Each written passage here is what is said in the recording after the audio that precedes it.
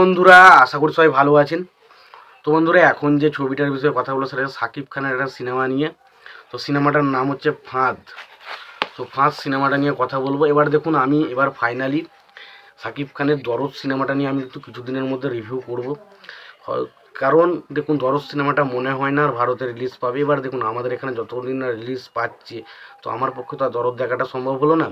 তাই আমি চেষ্টা করব, যদি কোনো অনলাইনে কোনো সাইট থেকে পাওয়া যায় সিনেমাটা, সেটা দেখে কেমন লাগলো আমার সেটা আপনাদের জানানোর চেষ্টা করব। অনেক দিন ধরে অপেক্ষা করেছি, বাট আমার পক্ষে আর অপেক্ষা করা সম্ভব হচ্ছে না। তো আমি দেখব সিনেমাটা, দেখা যাক কবে কোন সাইট থেকে দেখতে পাই। তো ফাঁদ এই সিনেমাটা নিয়ে যদি কথা বলি, দেখুন ফাঁদ সিনেমাটার পরিচালকের দায়িত্ব হচ্ছে সাফিউদ্দিন সাফি। ছবিটার প্রযোজকের দায়িত্বে ছিলেন হচ্ছে শফিকুল ইসলাম। ছবিটার চিত্রনাট্যের কাজ করেছেন সাফিউদ্দিন সাফি এবং সুরকার হিসেবে কাজ করেছেন ইমন সাহা। ছবিটাতে অভিনয় করেছে সাকিব খান, আঁচল, তারপর কাজী হায়াত, অমিত হাসান সহ আরও অনেকে। তো ছবিটা যদি প্রথমে গল্পটা এরকম করে বলি, যে এখানে সাকিব খানের বাবার ক্যারেক্টারটা প্লে করেছে যে কাজী হায়াত। তো তিনি এমন একটা জিনিস আবিষ্কার করেছেন যেটার মাধ্যমে খুব তাড়াতাড়ি বিদ্যুৎ তৈরি করা সম্ভব।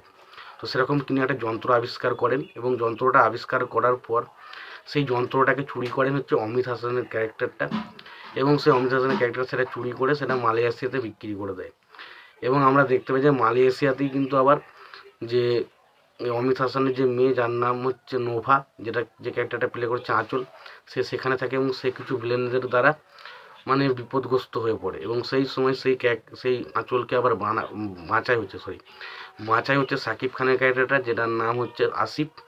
এবং সে আঁচলকে বাঁচায় এবং আঁচলকে বাঁচানোর পর তার আঁচলকে দেখে তার ভালো লেগে যায় এবং সে প্রথম জায়গাতেই আঁচলের প্রেমে পড়ে যায়। অর্থাৎ আঁচলের সাথে সাকিব খানের একটা ভালোবাসার সম্পর্ক কিন্তু সেই সময় গড়ে ওঠে।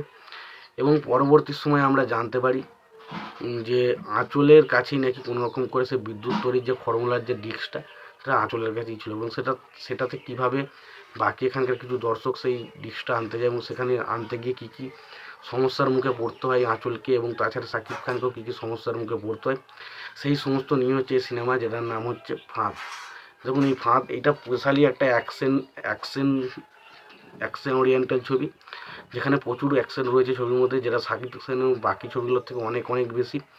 ছবিতে সিনেমা ফটোগ্রাফি বা কালার গ্রেডিংয়ের কথা বলি, দেখুন কালার গ্রেডিং বা সিনেমা ফটোগ্রাফি সেই সময় তো বাংলাদেশের খুব একটা ভালো হতো না, এবং এই ছবিটার ক্ষেত্রেও খুব একটা আহামরি কিন্তু আমি দেখতে পাইনি। জানি না অনেকের কার কেমন লাগবে, বাট আমার কাছে কিন্তু খুব একটা আহামরি কিছু মনে হয়নি।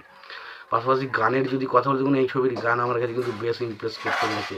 এই ছবির গান বা ব্যাকগ্রাউন্ড মিউজিক যেটুকুই বলি না কেন, সেগুলো কিন্তু বেশ ভালো।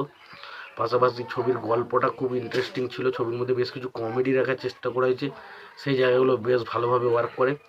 ওভারঅলে যদি সিনেমাটার কথা বলি, সিনেমাটা আমার কাছে একটা বেশ ভালো এন্টারটেনার ছবি লেগেছে। তোমাদের কেমন লেগেছে ফার্স্ট সিনেমাটা অবশ্যই জানিও। তোমাদের যদি ভিডিওটি ভালো লেগে থাকে লাইক কমেন্ট শেয়ার করে দিও। চ্যানেলটা নতুন হয়ে থাকলে অবশ্যই তোমরা চ্যানেলটা সাবস্ক্রাইব করে নিয়ে পাশে বেল আইকনটা অবশ্যই প্রেস করে দিও। ভালো থেকো, সুস্থ থেকো, দেখা হচ্ছে পরের ভিডিওতে।